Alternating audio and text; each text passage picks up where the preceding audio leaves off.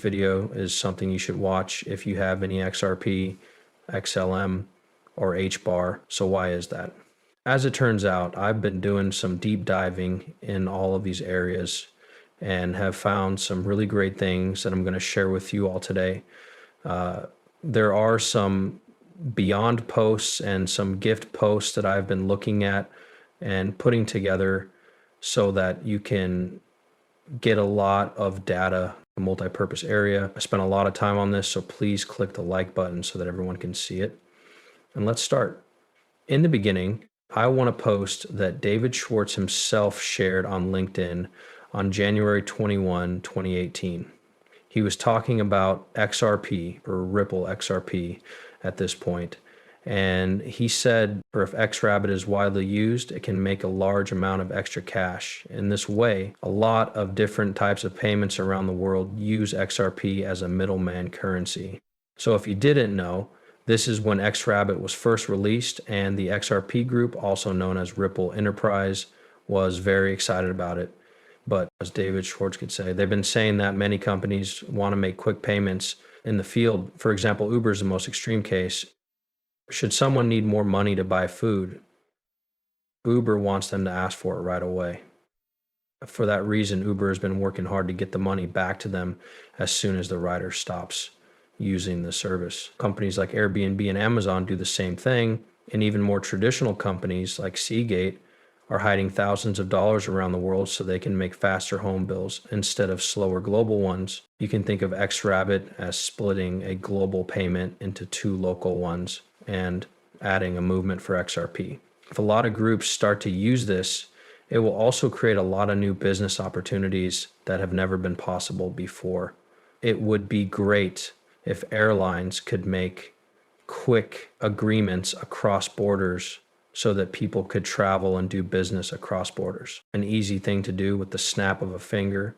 This will almost certainly speed up the rate at which people can do business with each other across borders. Also, I agree that this makes a lot of sense. Not only do you know how to talk to other people, like through Uber and these other apps, but you also know how to use sites like Airbnb, Amazon, and so on. Yes, we need to start using this, and of course, the rules are getting easier to understand, as well as the new success that we've been seeing with just XRP in the public. I believe that the best storm will happen in 2025, making this really stand out. Most likely, this didn't show up in 2018 because the SEC case was just being filed at the same time that they were making these deals with other companies. At that point, Bank of America had already switched to using XRP for all of their internal activities. Now it's really exciting to go back and try to figure out what the real goals of the Ripple team were and what they were trying to build with XRP. It looks like that's something we'll start to see very soon. And speaking of that, the crypto market is having a rough time right now. A lot of unique cryptocurrencies have also been going down a lot. And yesterday, for example, we saw Bitcoin drop a couple of times, and the chances of BNB and SALT going down also went down. Let's talk about something bigger, especially HBAR. We'll see a new story that calls HBAR a competitor to Bitcoin and something to have before Trump approves the Bitcoin reserve. HBAR is now being mentioned with the big names, although it has one of the smallest market caps when it comes to altcoins. You know what I mean by lots of room to grow. As an example, I think that just reading the positive news releases about HBAR is really great.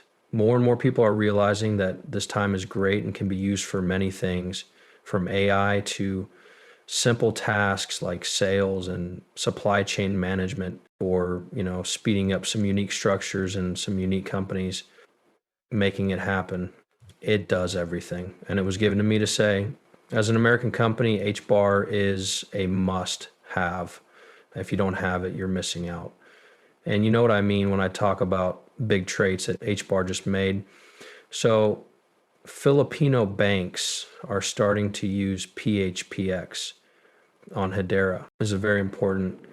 Here are some signs that they know they want to choose Hedera. The number one is of road. The agreed upon set of rules for hike safety and transaction finality is a lot like that.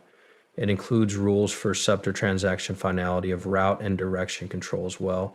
There is a council of big companies that run it, and that's why we're seeing this now. And this is pretty much how every new age starts.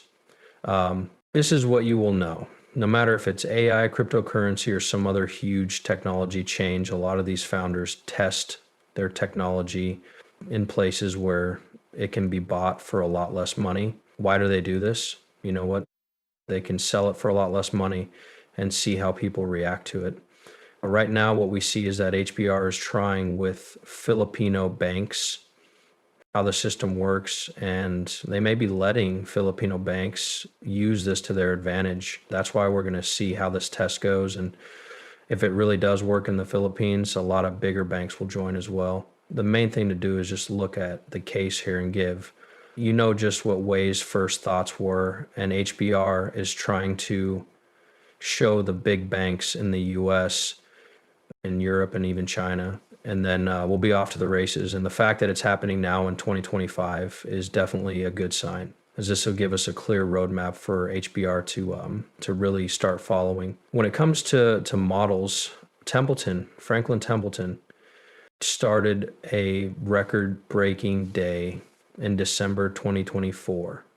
I just now found it, and it's really cool. They're basically talking about the crypto prospects for this year, and it's really top-notch. For starters, they might be saying that by 2025, regulation clarity, institutional adoption, and technological progress will have made a huge difference in the crypto world.